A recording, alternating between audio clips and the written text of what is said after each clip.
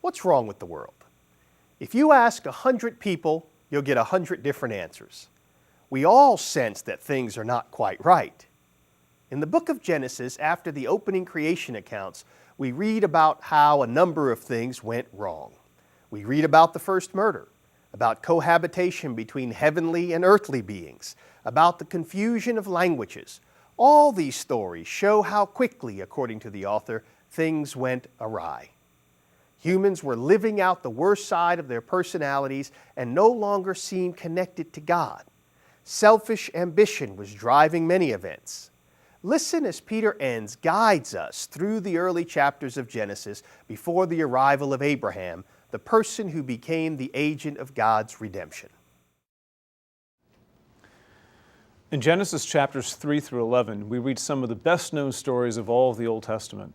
Adam, Eve, and the serpent, Cain and Abel, Noah and the flood, the Tower of Babel. These stories are very familiar to Jews and Christians, but also to many others as well. In fact, some of these stories have made their way into everyday English usage. Think of the Apple computer logo, an apple with a bite taken out of it, no doubt symbolizing Adam and Eve partaking of the tree of knowledge. The phrase, "Am I my brother's keeper?" spoken by Cain after he murdered his brother, is a common expression of complaint. The title of John Steinbeck's book, East of Eden, and the movie starring James Dean are taken right from Genesis 4:16. To babble means to speak incoherently, a term derived from the Tower of Babel story. And those of us who grew up in the 70s certainly get the connection between the tower referred to as a stairway to heaven and the famous rock anthem of the same name. And what child in the Western world is not familiar with some depiction of the animals on Noah's Ark? Even though our society often has little or no understanding of the biblical origins of these expressions, the fact that they are so common is an indication of how influential these stories have been in our culture. But for students of the Bible, these stories are not just the stuff of pop culture or children's picture books. These stories in Genesis are, in their own right, powerful theological messages that are central to the whole Bible. Some obstacles for modern readers of Genesis 3 through 11, however, are the questions these stories raise about which ones are history and which are story, and what difference that makes. This can be a difficult issue for modern readers. And rather than give simplistic answers to some very difficult questions, let's set aside such questions for now and focus on what the stories teach about God and His people. Recall last week's reading in Genesis 1 and what we learned. The creation story is not intended to satisfy all of our modern curiosities. Its purpose is to reveal who God is and why God is worthy of worship. The same goes for Genesis chapters 3 through 11. Actually, our modern curiosities can sidetrack us from the central ideas of these stories. It isn't that historical questions are inappropriate or a waste of time, by no means. The point is that focusing on those questions does little to encourage thinking through the central questions of these chapters. What does God want us to know about Him and His world? So let's address that question first by looking at what role these chapters play in the book of Genesis as a whole. Notice that chapters 3 to 11 connect the story of creation to chapters 1 and 2, to the story of Israel's ancestors, which begins with Abraham in chapter 12.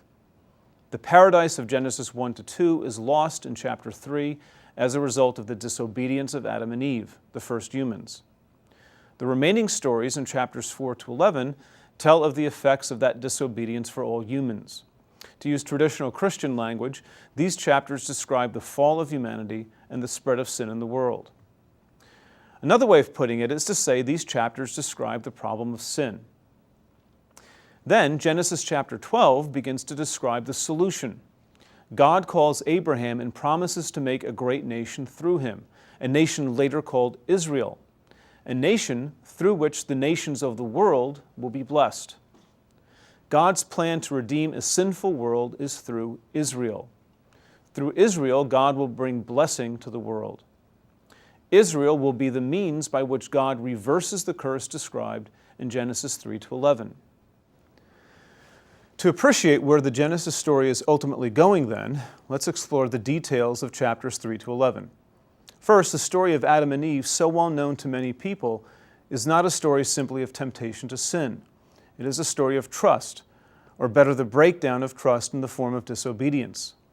The serpent casts doubt into Eve's mind about what God really said in Genesis 3, verse 1, and then lies about the consequences in verses 4 and 5.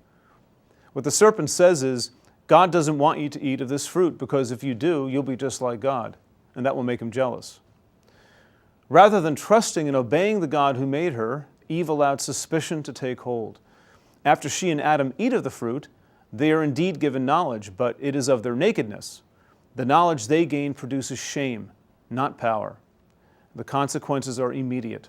A curse is pronounced on the serpent, on Eve, on Adam, on the earth itself, and they are expelled from the garden.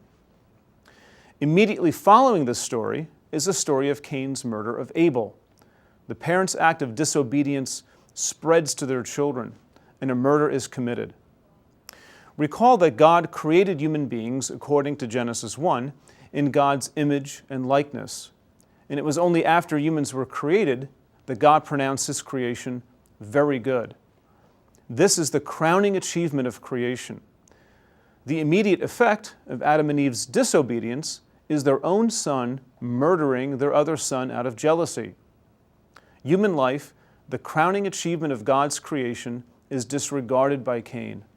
Murder enters the world. He too is now cursed. Next comes the story of the flood.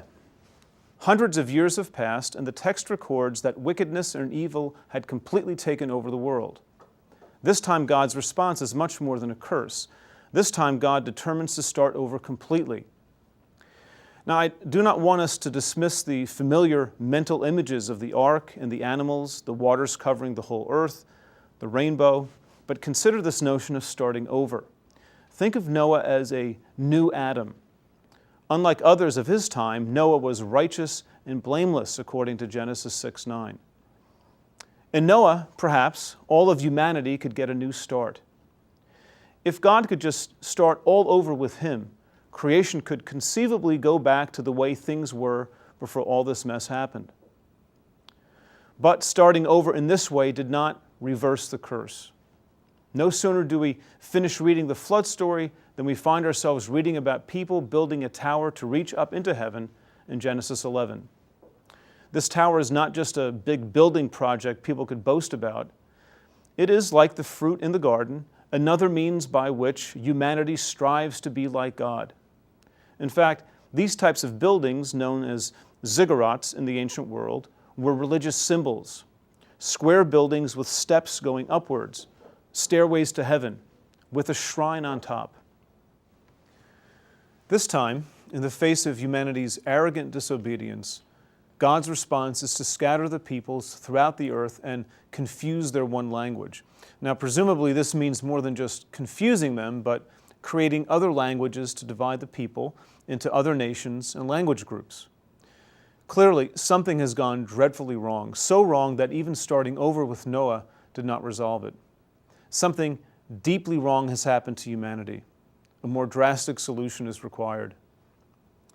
Beginning with Abraham, God will choose Israel as his tool for starting over.